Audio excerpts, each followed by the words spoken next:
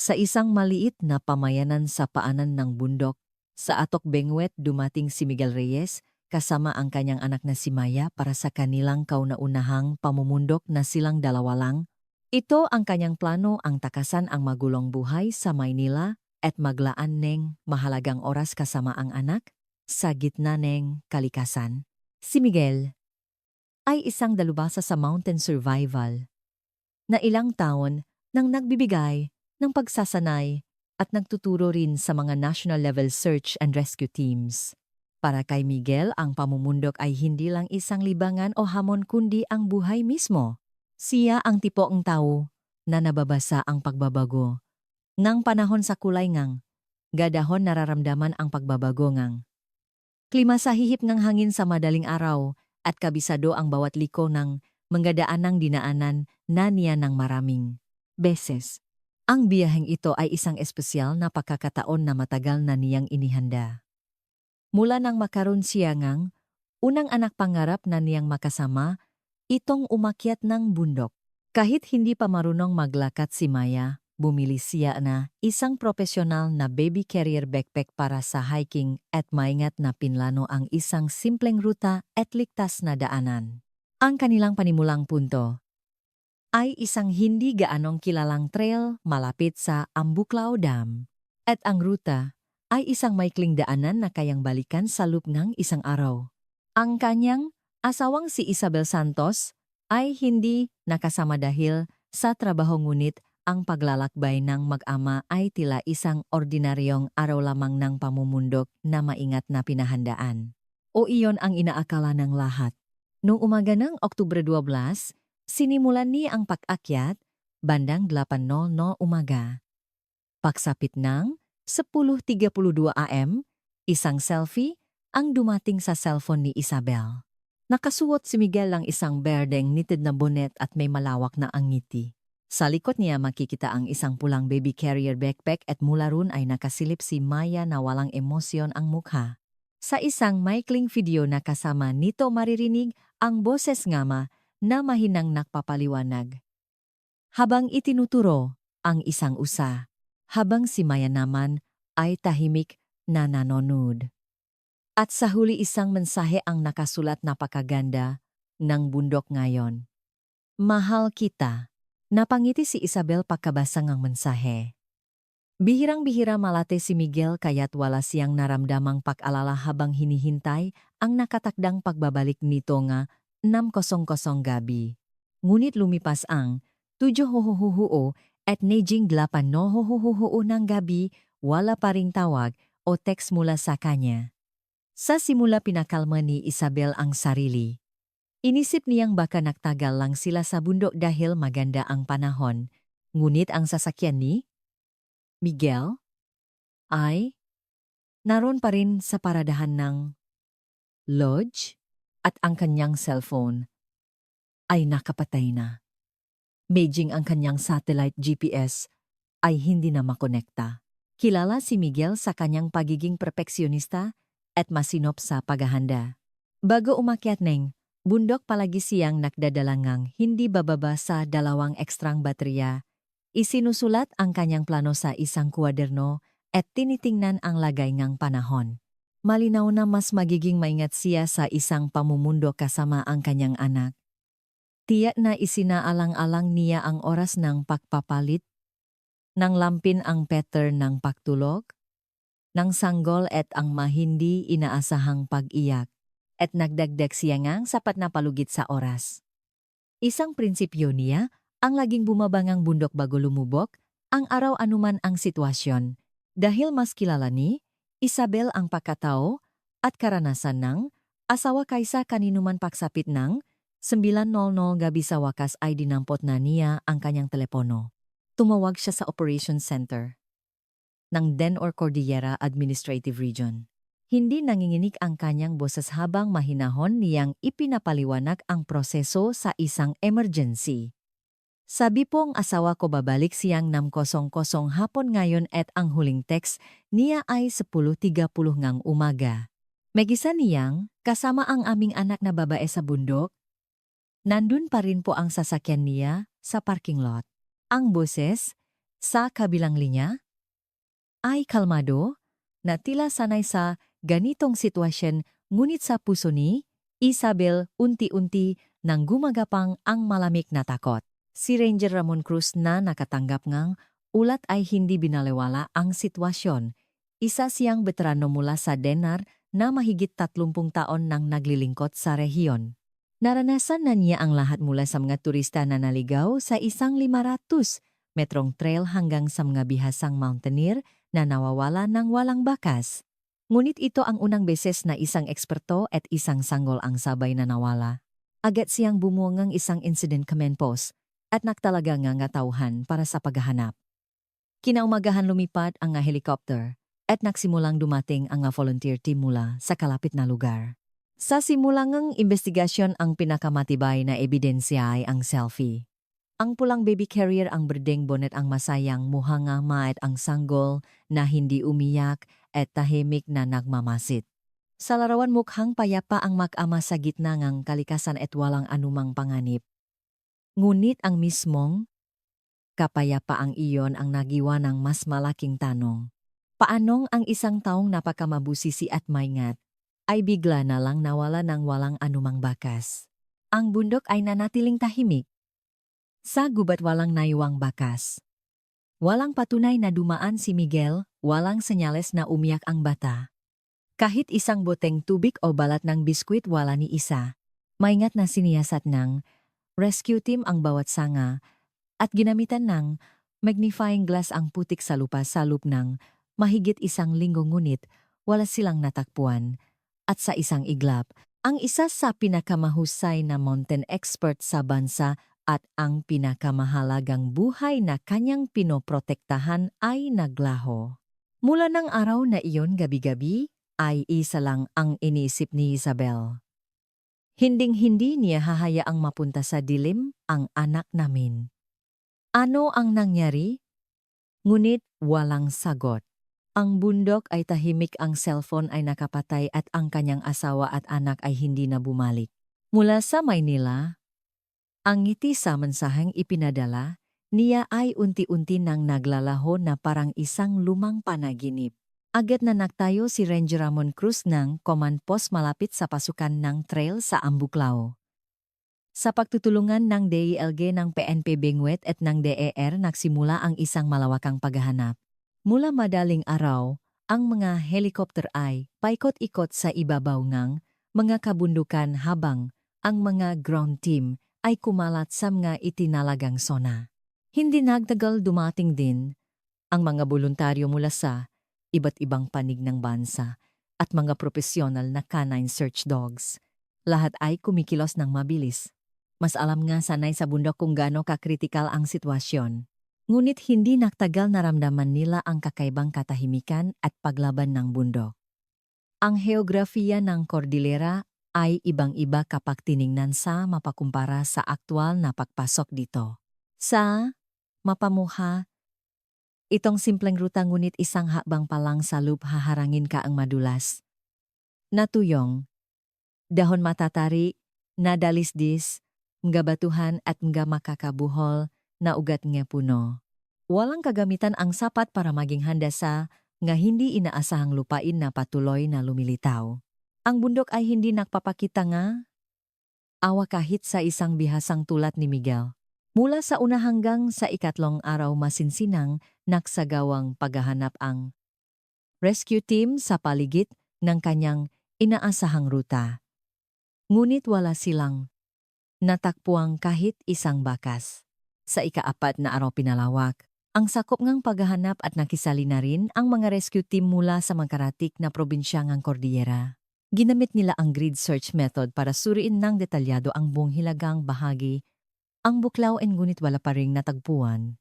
Kung kasama niya ang isang bata, tiyak na may maywan silang bakas. Isang lampin, isang bote, ng tubig kahit isang yapa man lang. Ang katotohanang hindi matakpuan kahit ang bakas ni Miguel ay mas nakababahala kaysa sa kanyang pakawala.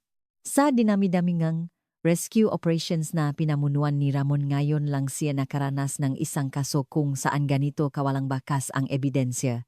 Kahit sino ay nakakamali. Ngunit ang sitwasyong ito ay tila hindi isang pagkakamali kundi resulta ngang isang biglaang panghihimasok. Sa hapon ng ika-6 na araw, isang boluntaryo na naghahanap sa labas ng search area ang mabilis na nagradyo. May natakpuan daw siyang kakaibang metal na bakay sa isang dalestes maka 300 metro sa hilaka ang ambuklaw. Akat na naktungo si Ramon sa lugar. Ang natakpuang bagay ay isang lumang tansong kompas. May lamat ang salamin sa harap at ang karayom nito ay hindi gumagalaw. Ang likod nito ay kinakalawang at ang karayom ay nakaturo lamang sa isang direksyon. Sa sandaling iyon, isang bagong posibilidad ang sumagi sa isip ni Buong Rescue Team. Paano kung nasira lahat ng modernong kagamitan ni Miguel at ginamit niya ang kompas na ito bilang reserba? Sinubukan niyang hanapin ang direksyon sa isang lugar na walang signal, ngunit dahil sa depektibong kompas na punta, siya sa maling. Landas ito ang unang pagkakataon na nagkaroon ng malinaw na teorya kung bakit nawala si Miguel. Hindi siya nakamali. Ang kanyang kagamitan ang nakaproblema at nagdesisyon siya batay sa maling impormasyon. Posible, iyon. Sa kailaliman ng Cordillera kung saan madalas mawala ang GPS at signal ng telepono, ito ay isang napakaposibleng sitwasyon. Naniwala si Ramon na ang kompas na ito ay maring maging isang mahalagang ebidensya at inayos niya ang direksyon ng paghahanap. Batay sa nakapirming direksyon ng kompas na nakaturo sa hilagang kanluran, nakplano siya ngang gabagong ruta ng paghahanap. Nang gabing iyon, maraming lugar sa mapangang operasyon ang minarkahan ng pulang linya. Mula nun ang paghahanap ay pinalawak patungo sa isang liblib na lugar sa hilagang silangan ng Ambuklaw, isang tinatawag na isolated zone. Isang lugar na bihirang puntahan ng tao at hiwalay sa mga karaniwang trail. Ito ang naging bagong sentro ng kanilang operasyon. Sa sumunod na 2 linggo, masigasik na nahanap ang rescue team sa isolated zone na iyon. Ngunit ang resulta ay pareho pa rin. Wala silang natakpuan. Ang pag-asang dalangang kompas ay naging isang ilusyon lamang. Anti-unti nang napapagod ang mga search team at nagsimula nang bumaba ang bilang ng mga voluntaryo. Nawala na rin ang interes ng publiko. Sa media nagsimulang lumabas ang mga ulat na nagpapahiwatig na baka sinadya ng mountain expert na maglaho. At sa wakas dumating ang tugon mula sa National Museum of the Philippines. Ang natakpuang kompas ay isang uring gagamitang pangmilitar na gahapon mula sa unang bahagi ng ika-20 siglo at tinatayang hindi bababa sa 80 taon na ang tanda. Hindi ito modernong produkto. Ibig sabihin lahat ng teoryang binuo search team batay sa bagay na ito ay walang saysay. Nasayang lang ang napakaraming tao at oras sa pagsunod sa direksyong itinuro ngang isang bagay. Muling bumalik ang katahimikan. Lumipas ang panahon at ang pang-araw-araw na buhay ay nanawagan. Unti-unting umalis ang mga rescue team at binuwag ang pansamantalang command post. Ang media ay nakbalingang atensyon sa ibang nga balita. Ang mapangalan ni Maya at Miguel ay nawala sa mga balita at ang kanilang mga larawan ay naging isang pahina na lang sa listahan ng mga nawawala ng PNP. Ngunit may mas masakit pang naiwan. Sa mga online community at social media nagsimulang kumalat ang mga bagong kwento. Hindi raw nawala si Miguel. Pinili niyang maglaho. Ang mapagdududa kung paanong ang isang survival expert na kasinggaling niya ay maliligaw, ay nagsimulang magbago sa kanya mula sa isang biktima tungo sa isang irresponsableng tumakas. Kumalat ang nga mapanuyang komento at conspiracy theories at may mga tumawag sa kanya na isang taong nag-abandona ang kanyang pamilya. Muling gumuho ang mundo ni Isabel sa gitna ng mga salitang iyon. Kilala niya ang kanyang asawa. Hindi siya ang tipong tao na tatakas. Mas mahal niya si Maya kaysa sa lahat ng bagay sa mundo at isa siyang taong handang gawin ang lahat para sa kanyang pamilya. Ngunit walang nakinig sa kanya. Wala ng balita at wala ng ebidensya. Mula ng araw na iyon nagsimula siyang mag-isang maglakad pabalik sa bundok. Ang madaanang hindi na hinahanap ng ibadahan-dahan tahimik at mag-isa niyang nilalakad. Hinahanap ang bakas na maring dinaanan nina Miguel at Maya. Matapos ang opisyal na pagtatapos NG paghahanap linggo-linggo paring bumibiyahe si Isabel patungong Benguet. Ang mundo ay abala na sa ibang balita at ang mapangalan ni Miguel Reyes at Maya Reyes ay wala na sa alaala ng matao. Ngunit ang kanyang oras ay nanatiling nakahinto. Isinara niya ang kanyang opisina sa Maynila at makalipas ang ilang buwan, naging isang freelancer na lang siya. Ang buhay na dati nakasentro sa trabaho ay naging isang buhay na nakatuon sa paghahanap. Tuwing Biyernes isinasakay niya ang kanyang makagamitan sa sasakyan at bumabalik sa bundok kung saan nawala ang kanyang asawa. Noong una umaasa siyang may mahahanap talaga siya. Minarkahan niya sa mapa ang mga opisyal na ruta ng pahahanap at hiwalay na tinandaan ang mga lugar na hindi nasama. Pagkatapos inayos niya ang kanyang ruta batay sa mga GPS log. Paulit-ulit niyang nilakad ang ilang bahagi at ginalugat ang mga hindi opisyal na daanan. Dahil mag-isa lang siya, mabagal ang kanyang paglalakbay ngunit hindi siya nagmamadali. Ang bundok ay hindi basta-basta naglalabas ni kanyang magalihim. Alam na alam niya iyon. Ang kanyang paghahanap ay hindi na para hanapin ang kanyang asawa. Alam na niya sa kanyang sarili. Hindi na buhay si Miguel. Matagal nang nilamon ng bundok ang kanyang boses at hindi na siya binibigyan ng pag-asa ng realidad. Ngunit sa kabila nito, hindi siya tumigil. Ang gusto niya ay isang bakas na nagpapatunay na naroon sila. Ang balat ng paboritong biskwit ni Maya takip ng botang gatas, isang pirasong ang strap ng backpack, kahit ano ay sapat na. Isang pirasong ebidensya na magpapatunay na naroon sila sa isang lugar dito. Iyon ang kanyang layunin. Sa bawat pag-akyat niya, iba't ibang punto ang kanyang pinapasok. Inilalatak niya ang mapa sa ibabaw ng hood ng kanyang sasakyan at kinakalkula ang pinakamalayong distansya at taas na kaya niyang lakarin sa isang araw. Pagkatapos itinakda niya ang kanyang ruta at itinatala ito. Sa isang maliit na kwaderno, puno ito ng pet sa lugar na ginalugat lagayng panahon, kondisyon ng lupa at mga natatanging obserbasyon. Makalipas ang ilang buwan, 4 na maliliit na kwaderno na ang napuno niya. Ganun lumipas ang panahon. Ang alaala ng bundok ay walang pakialam at ang interes ng nga tao ay mas naging malamig. Paminsan-minsan sinusubukan ng media na buhayin ang kwento ng nawawalang mag-ama, ngunit ang isang kasang walang bagong impormasyon ay agad na nalilimutan. Sa maraming online forums na babasa ni Isabel ang mahindi kilalang komento. Ang masismis na napakamatay, si Miguel o nauna pa lang ay plano na niyang iwanan ang kanyang pamilya. May ngapos na tumatawag sa kanya na manloloko at may iba pa na nagdududa na rin sa kanya. Hindi niya binabasa lahat ng post, ngunit alam niyang naroon ang iyon. Gabi-gabi habang nakahiga at tinitingnan ang kanyang telepono, sa tuwing itatype ang kanyang daliri ang pangalan ng asawa sa search bar, alam niya kung anong salita ang naghihintay sa kanya. Hindi siya tumutol, hindi rin siya nagpaliwanag. Mas masakit pa para sa kanya ang isang mundo kung saan kailangan niyang ipaliwanag ang tunay na pagkataong kanyang asawa.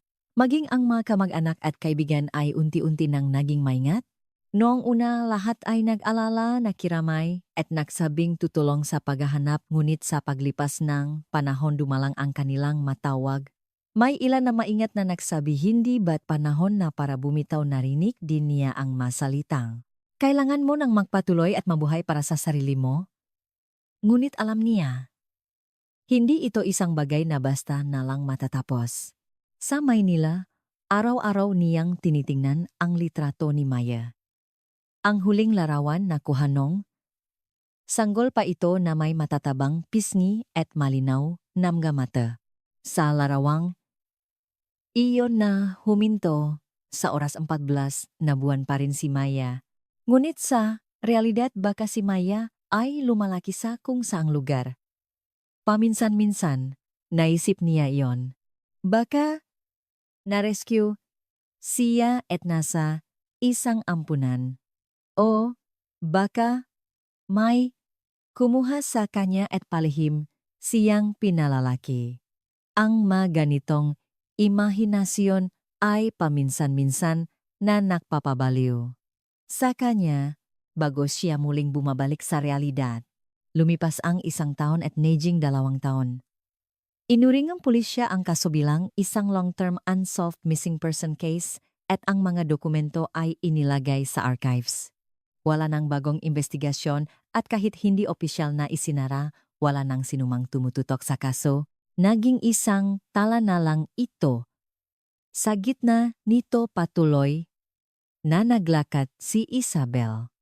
Habang paulit-ulit ang kanyang paghahanap mas nakabisado, niya ang bundok at naitatak sa kanyang isipan ang heografiya mga daanan at mga halaman. Itinala niya ang pagkakaiba sa pagitan ng tag-araw at tagulan at maging ang pagbabago sa anyongang lupa pagkatapos ng malakas na ulan. Hindi na lang siya isang simpleng miyembro ng pamilya.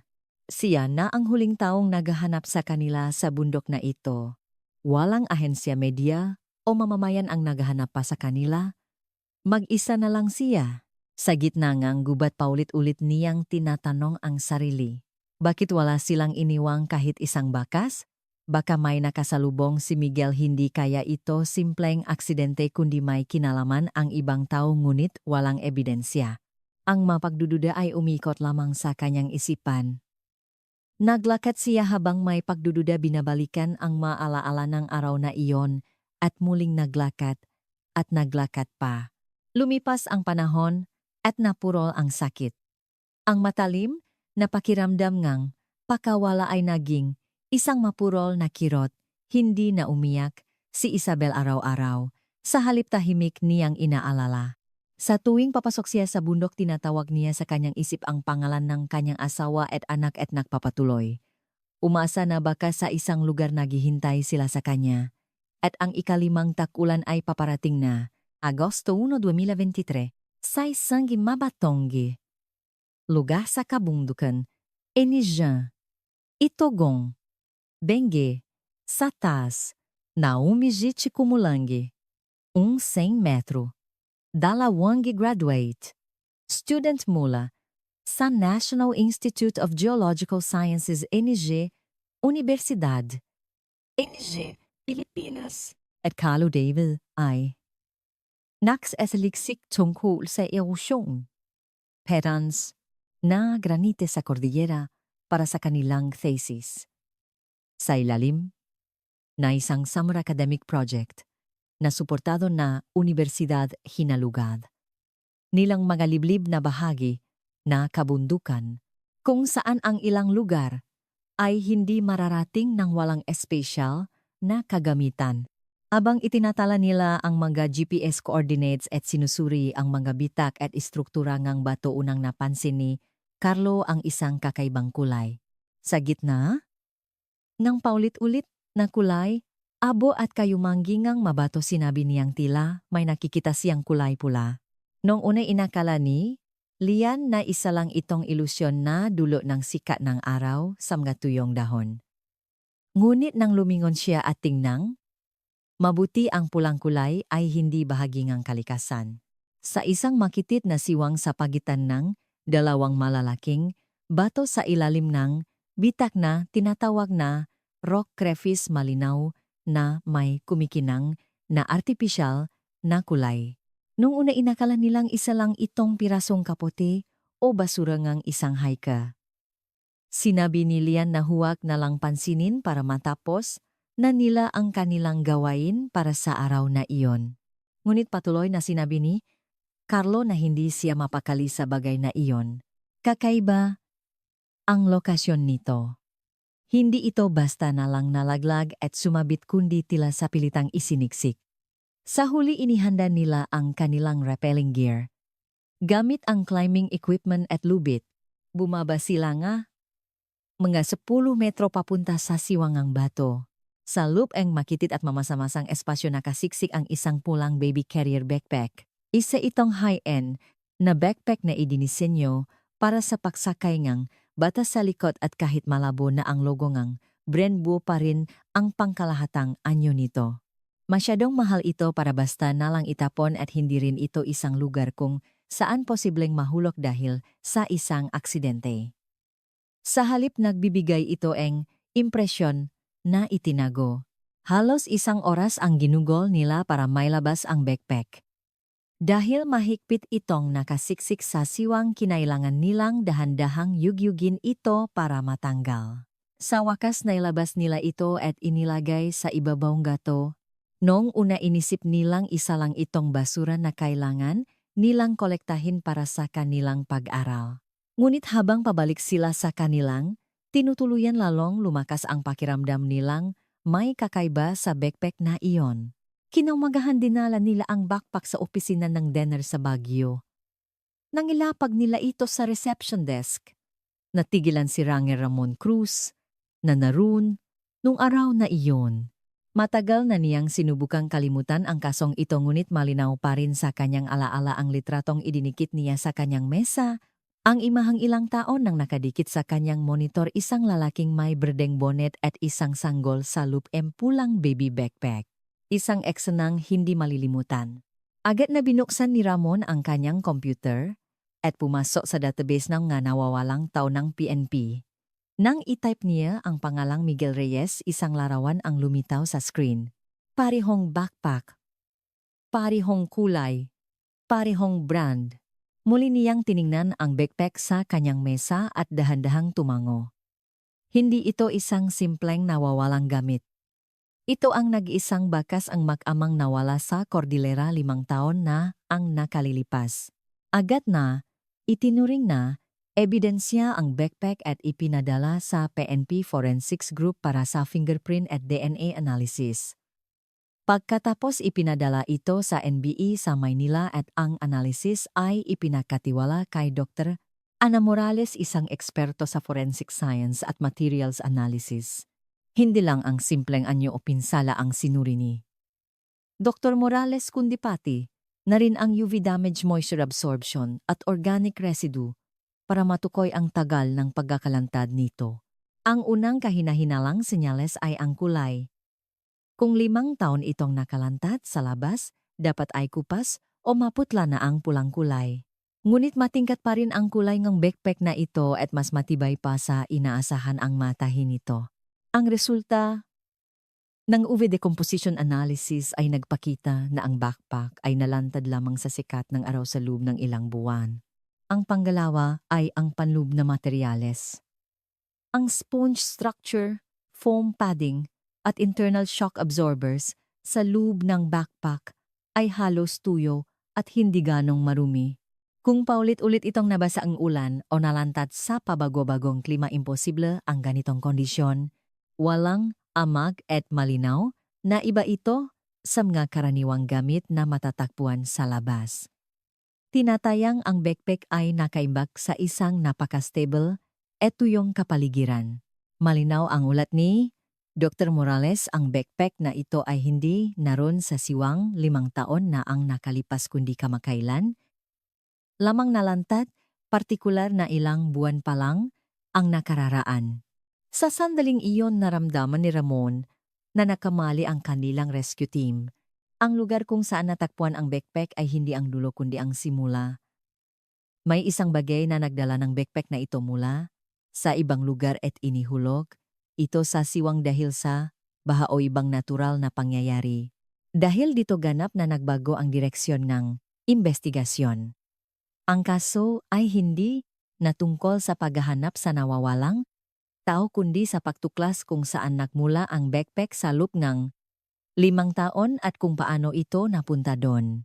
Ang lahat ng pagbabagong ito ay nagsimula dahil hindi binaliwala ang 2 graduate student ang isang pulang, bagay na napansin nila, at ang desisyong iyon ang unang nagbigay ng tunay na pag-usad sa isang kasong walang sagot sa loob ng 5 taon. Ang lokasyon, ang backpack, ay hindi na isang destinasyon.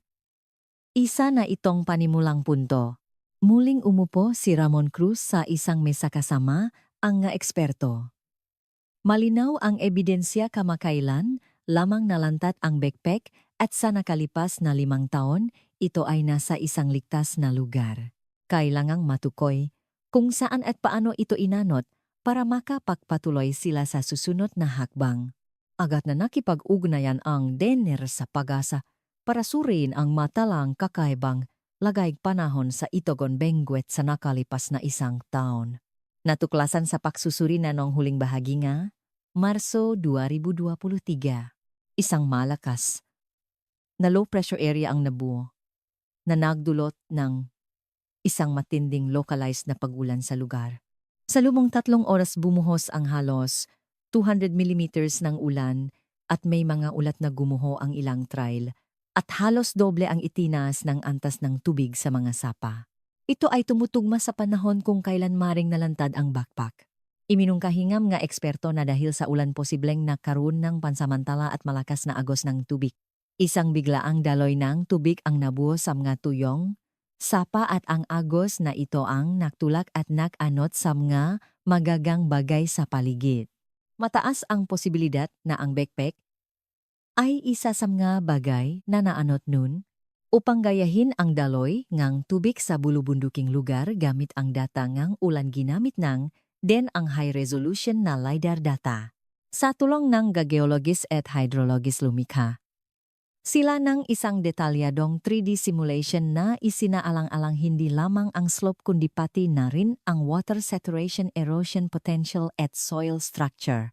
Ang layunin ay isa lang mula sa siwang kung saan natakpuan ang backpack subaybayan ang posibleng pinakmulan ng agos paitaas. Hindi nagtagal lumiha ang simulation ng 12 ng mga posibleng ruta. Karamihan ay banayad at hindi sapat ang dalisdis para manot ang isang mabigat na bagay. Pinakipot ng mga eksperto ang maruta na nakatuon sa mga lugar na may pinakamatatarik na dalisdis at kung saan posibleng malakas ang agos. Maingat nilang isinama sa pagsusuri ang istruktura bigat at buoyancy backpack kapag basa. Sa huli ang lahat ng datos ay tumuro sa isang lugar. Isang saradong natural na zona na tinatawag na lalamunan ng biyuda. Mula pa noong dekada 80 inalis na ito sa mga opisyal na trail at halos imposible na itong puntahan ng mga ordinaryong hiker. Mapanganib dahil sa mga rockslide at pagguho at ang mismong anyo nito na hugis ay malalim kaya't bihirang-bihira itong masiyasat. Sa mapapangalan na lang ang natitira at karamihan sa mga rescue team ay hindi alam ang eksaktong topografiya nito, naramdaman ni Ramon na matatandaan niya ang sandaling iyon habang buhay. Ang mismong lugar na iyon ay nasa pinaadulo kanilang search radius noong 2018. Dahil sa panganib at layo isang beses lang itong sinuri mula, dahil sa pag-akalang maliit ang posibilidad na umabot doon ang isang hiker na may kasamang bata. Ngunit hindi nagsisinungaling ang tubig. Malinaw ang rutang agos. Ang backpack ay nanggaling doon o kahit man lang ay dumaan doon, nagdesisyon si Ramon. Kailangan nilang magsimula muli. Ngunit sa pagkakataong ito, iba ang paraan. Hindi na kailangan ng malakihang voluntaryo o karaniwang rescue personnel kundi isang espesyal na team na binubuo ng mapiling eksperto. Isang maliit na team na binubuo nga mountain rescue specialist na kayang umakyat at bumaba sa mga matatarik na bangin. Mga outdoor medical personnel at mga veteranong may karanasan sa mga liblib na lugar. Ang layunin na operasyon ay hindi na para maganap na tao. Ang layunin ay hanapin ang lugar kung saan nagmula ang backpack. Ang lugar kung saan ito naimbak sa lupngang 5 taon ang posibleng huling pinaglagyan ni na Miguel at Maya. Kailangang matukoy kung nasaan ang lugar na iyon para mabuksan ang susunod na kabanata ng kwento. Ilang araw na naghanda ang team at ang sentro ng kanilang paghahanap ay ang lalamunan ng biyuda. Dahil halos hindi ito nakalagay sa mga opisyal na mapaginamit nila ang LiDAR-based 3D map para sa digital terrain analysis. Sa briefing ng team malinaw na sinabi ni Ramon hindi na tayo nahahanap ng survivor kundi ng bakas. Ngunit ang bakas na ito ang maring makbago sa katotohanan ng kasong ito at muling bumalik ang search team sa bundok mula sa mismong lugar kung saan itinigil ang paghahanap 5 taon na ang nakalilipas isang bagong uringang. Paghahanap ang tahimik na nagsimula. Sa pagkakataong ito mayroon na silang direksyon, malinaw na ang kanilang layunin at mayroon silang paniniwala na sa dulong Agos na iyon mayroong naghihintay. Ang nag-iisang mensaheng dalang backpack. Kailangan nilang sundan ito pabalik para harapin ang katotohanan. Umaasa na lang sila na sa pagkakataong ito hindi mananatiling tahimik ang bundok. Bago pa man magsimula binigyan ng masusing briefing ang search team tungkol sa kakaibang katangian ng lalamunan ng biyuda. Ito ay isang ganap na hindi pa nagagalugad. Na lugar na hindi sakop ng mga umiral. Na trail o kahit ng mga dating search route. Ang lupain ay masungit puno ng rock slide at bangin at napakasensitibo sa pagbabagong panahon. Ayon sa mga opisyal. Natala halos wala nang pumasok dito mula noong unang bahagi ng dekada 90 at may mga kuwento sa loob nga mga lokal na rescue team na diumano'y may kaunayan ito sa ilang mga kasongang pakawala sa nakaraan. Nilinaw ng search team ang kanilang layunin. Hindi lang basta bakas ng tao ang kanilang hinahanap kundi isang lugar na posibleng ginawang kanlungan, isang kuweba, isang malalim na overhang sa bangin. Dahil sa mayos na kondisyon ng backpack at sa katotohanang kamakailan lang ito lumitaw, mataas ang posibilidad na ang hinahanap nila ay hindi lang isang lugar kung saan sila na aksidente kundi isang tunay na silungan o emergency shelter. Hindi naging madali ang unang araw paghahanap. Ang inaasahang ruta ay halos imposible at sunod-sunod na lumitaw ang mga rockslide at saradong bangin na wala sa mapa. Dahil sa pagkakaiba nga, digital map at na aktual na lupain ilang beses nilang kinailangang baguhin ang kanilang ruta. Paulit-ulit na bumaba at umakyat ang team sa mga matatarik na bangin na nagsisiyasat sa mga lugar kung saan posibleng nagmula ang backpack. Hanggang sa ikalawang araw, wala pa ring malinaw na resulta. May ilang mababaw na kuweba at siwang sa bato ngunit lahat ay walang laman o puno ng halumigmig at walang bakas na may nanatili doon ng matagal. Walang makaraniwang senyales tulad ng balat ng pagkain o piraso ng lumang ten. Sa loob ng team may mga nagsimulang mag-isip na baka mali ang kanilang interpretasyon. Baka sa ibang direksyon nang galing ang Agos o baka ang backpack lang ang natangay. Sa ikatlong araw itinuon ng team ang kanilang paghahanap sa paanan ng isang 100 metrong bangin. Ito ang lugar kung saan pinakamalakas ang daloy ng tubig ayon sa simulation at kung saan malaki ang posibilidad na may mga siwang sa pagitan ng mga bato. Ngunit ang problema ay ang daan papasok. Isang makapal na kumpol ngang naligaw na halaman ang tumutubo sa gitnang bangin at mula sa labas muhalang itong isang ordinaryong palumpong. Isa sa mga miyembro ngang team silito ay napansin ang bahagyang pakaibangang anino sa likod ng palumpong. Dahil sa kanyang karanasan bilang isang climber napansin niya ang aninong kakaiba ang refleksyon kumpara sa bato sa likuran. Agad niyang pinahinto ang team at sinubukang pumasok gamit ang isang bolo, matapos ang mahigit 10 minutong pagtatabas ng masanga sa wakas ay lumitaw ang isang makitit na pahalang na siwang. Kasya lang dito ang isang tao at dahil sa lokasyon nito, imposibleng makita mula sa labas. Agad na pumasok si Ramon sa siwang. Mula sa pasukan hanggang sa loop ay may 5 metro ang lalim at ang loop ay tuyo at ibang-iba sa mamasa-masang hangin sa labas. Ang sahig ay patag at isang hindi may paliwanag na katahimikan ang bumalot sa lugar. At sa pinakadulong kuweba sa kaliwang sulok nakita nila ang kalansay ngang isang tao na nakabaluktot na tila natutulog, natigilan ang buong team. Agad na tinawagan Ang medik at alinsunod sa forensic protocol isinagawa ang paunang pagsusuri. Buo ang bungo ngunit may mga palatandaan ng multiple fractures sa balakang at kanang hita.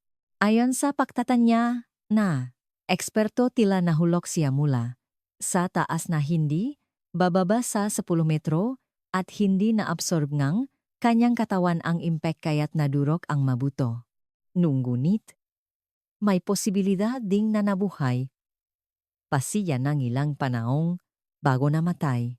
Nakabaluktot ang kalansay at bahagyang nakahilik. Sa pader na tila sinubukan niyang baguhin ang posisyon para mabawasan ang sakit. Batay sa dental records kumpirmadong ang malabi ay kay Miguel Reyes. Eksaktong 4 na taon at 10 buwan mula nang siya ay mawala. Kung bakit at paano siya napunta ron ay isang misteryo pa rin ngunit kahit papaano ang lugar at kalagayan ng kanyang pagkamatay ay may tatala na. Ngunit ang problema ay wala dun ang dapat sanay kasama niya.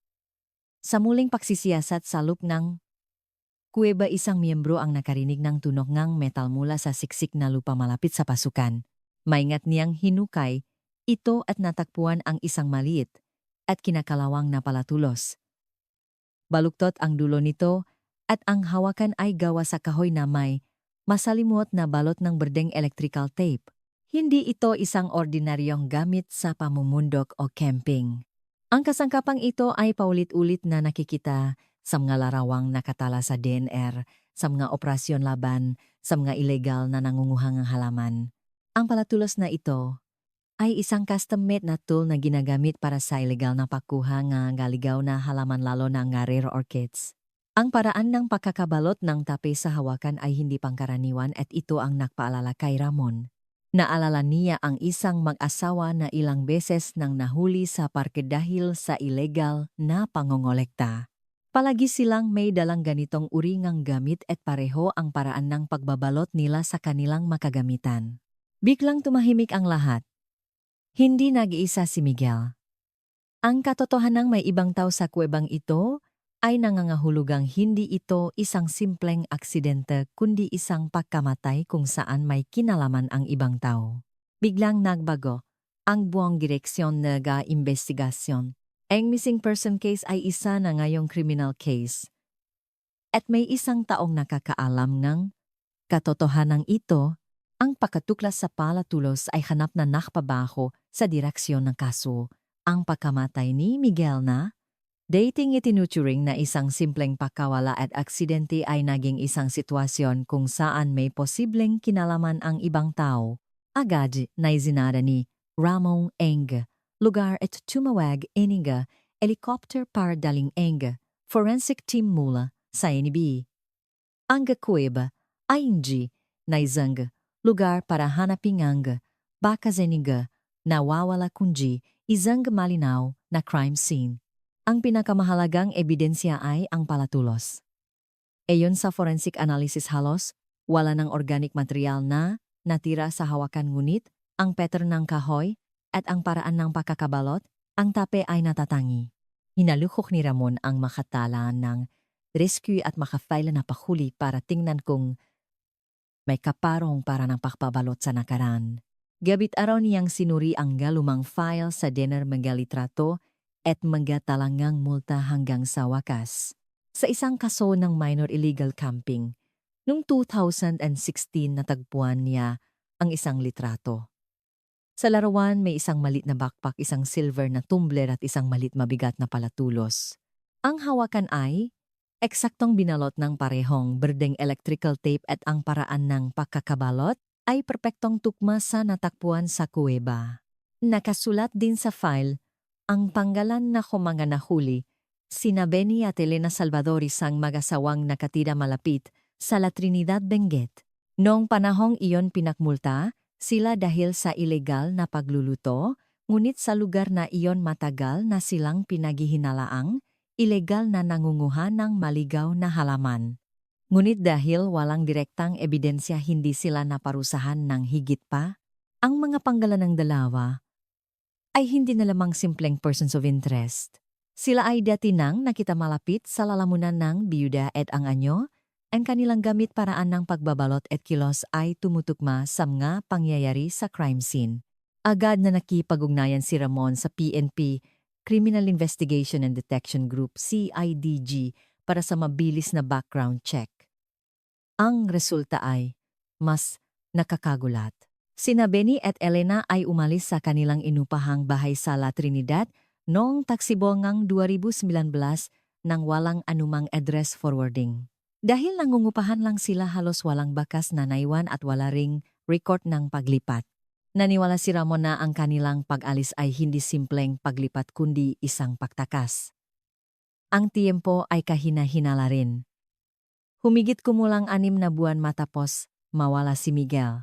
Posibleng sa sandaling malaman nilang naiwan ang kanilang gamit sa lugar, nagpasya silang tumakas.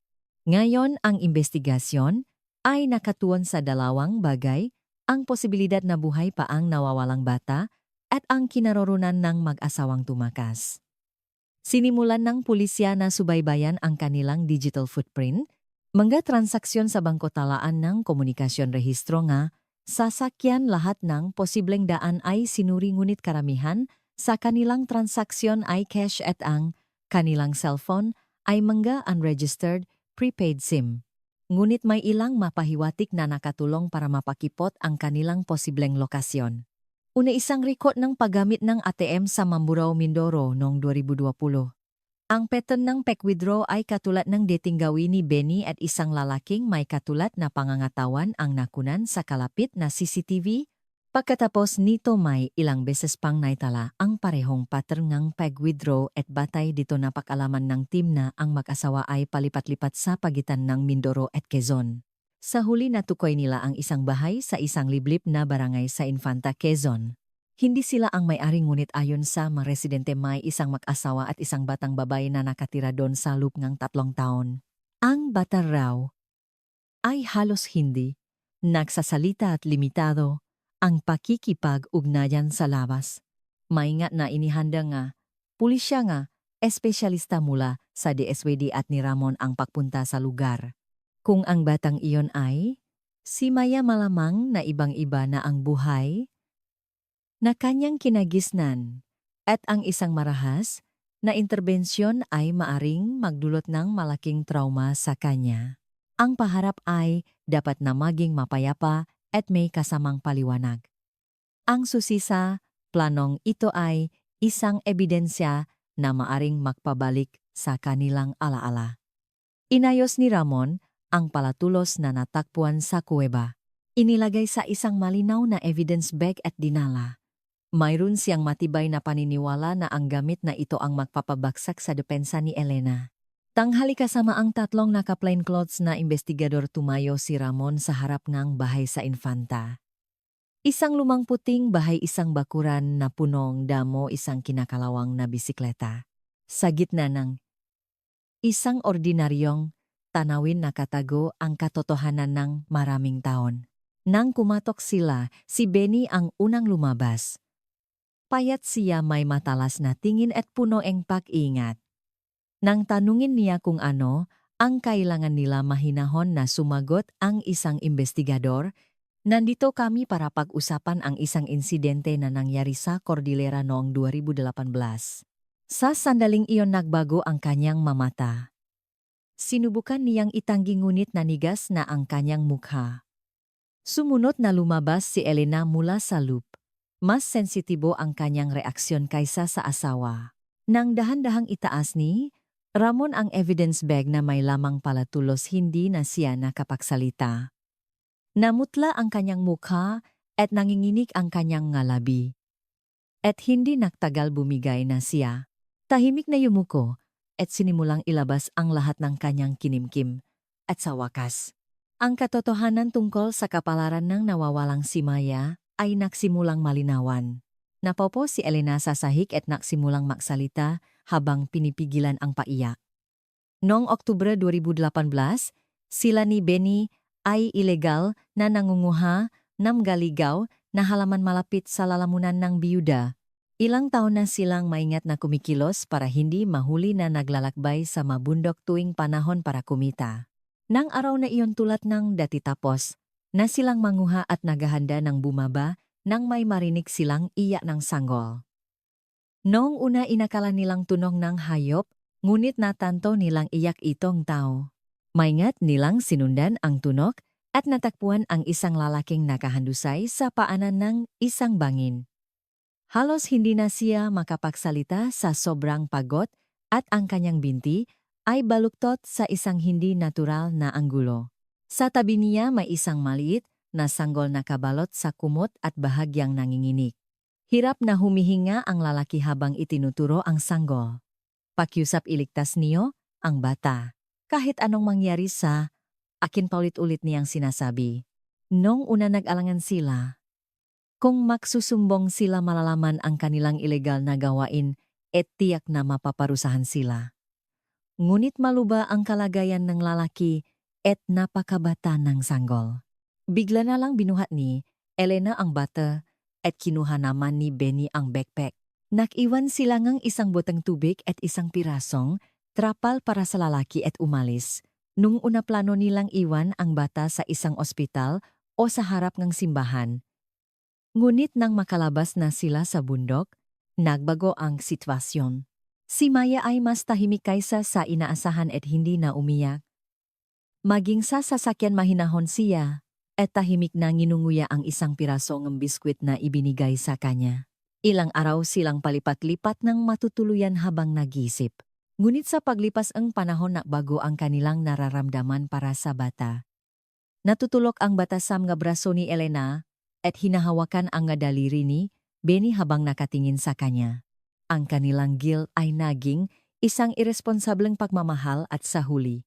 Nagpasya silang hindi na ito ibalik. Hindi sila nagpalit ng address o gumawa ng medical records. Ang mabakuna ay ginawa sa malugar kung saan pwedeng hindi magpakilala. Hindi nila ito inirehistro. Nabuhay sila na umiwas at nagtatago. Ilang beses nilang sinubukang ibalik ang bata ngunit alam nilang hindi na maari. Binigyan ni Benny ng bagong pangalan ang bata at sa ibang lugar ipinakilala nila ang kanilang sarili bilang tiyuhin at tiyahin. At kanong lumipas ang 5 taon, pagkatapos ng kanyang pagumpisal agad na inaresto ang mga investigador ang dalawa.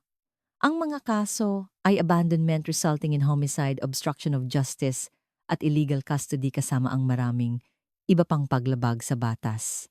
Ngunit kasabay, nito pumasok ang mga child welfare experts para tiyaking minimal ang magiging psychological impact sa bata. Ang bata ay kilala pa rin sila bilang kanyang mamagulang at lumaki nang hindi alam ang katotohanan ng mundo. Isinagawa ang DNA test at makalipas ang 2 araw dumating ang resulta mula sa NBI. Ang bata ay si Maya. Ang kanyang biological na ina ay si Isabel Santos at ang ama ay si Miguel Reyes. Huminga ng malalim si Ramon nang matanggap ang tawag na iyon. At sa isang maliit na kapihan sa Maynila, tinawagan niya si Isabel. Ang boses na dumaan sa mahabang taon ng katahimikan ay maingat at nanginginig. Pagkatapos ng tawag matagal na hindi nakapagsalita si Isabel.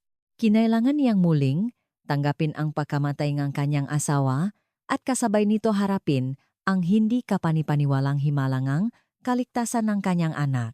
Sabay-sabay na dumaksa ang mga emosyon, saya at galit, lungkot at kawalan. Kinaumagahan agad siyang nagtungo sa Quezon.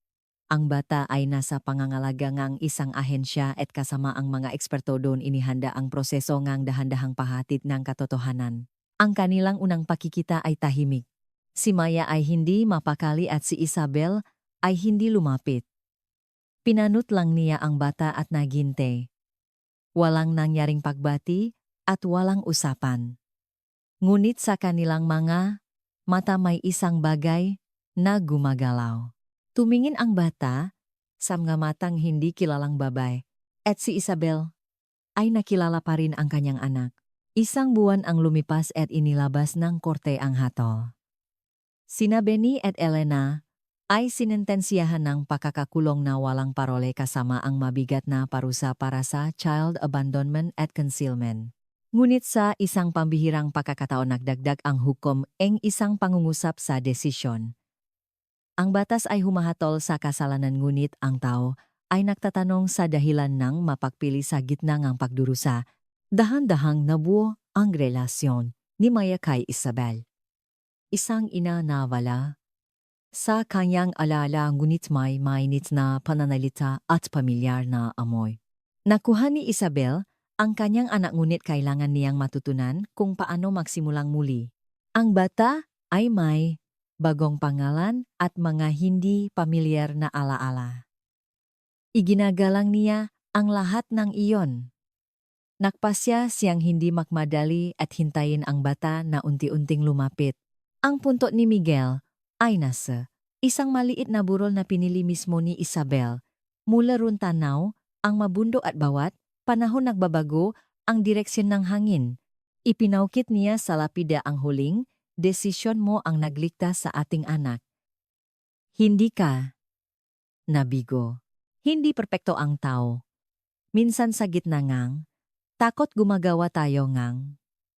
Maling desisyon at minsan ang sigaw ngang. Isang tao ay nalulunod sa katahimikan ng gubat. Ngunit sa kabila, nito ang katotohanan ay darating din sa tamang panahon at hahanapin ang kanyang lugar. At sa dulo ngang, paglalakbay na iyon mayroong isang tahimik na pagpapatawat, isang pinahalong paghihintay at pagsuko. Sa inyong lahat na sumubaybay, sa kuwentong ito hanggang sa dulo taos puso kaming nagpapasalamat. Ang kuwentong ito na nagsimula sa pakawalang isang tao ay nagpapakita kung gaano kalakas ang pag-ibig, paghihintay at ang walang sawang pananampalataya sa katotohanan na hindi kailanman naglalaho sa paglipas ng panahon. Sa pamamagitan ng kuwentong ito, muli nating nadarama kung gaano kahalaga ang tapang ng taong hindi sumusuko at patuloy na lumalakad kahit sa pinakamadilim na sandali ng kanilang buhay. Minsan ang kilos ngang isang tao ay nagbabago sa buhay ngang iba at kahit sa mahabang katahimikan ang katotohanan ay laging hahanap ng liwanag. Sana'y mag-iwan itong malaking aral sa ating lahat. Ang inyong maliit na atensyon at pakikiramay ang nagiging lakas para may palaganap ang mga ganitong malalalim na kwento. Upang patuloy na makapahatid ang aming channel ng makwentong puno ng puso mangyaring, maiwan ng like, ibahagi ang inyong mahalagang salobin sa comment section. At kung hindi pa kayo nakasubscribe, pindutin ang subscribe button para samahan kami. Ang inyong suporta at pakikilahok ay malaking inspirasyon para sa amin. Muli maraming salamat at makita-kita tayong muli sa susunod na kwento.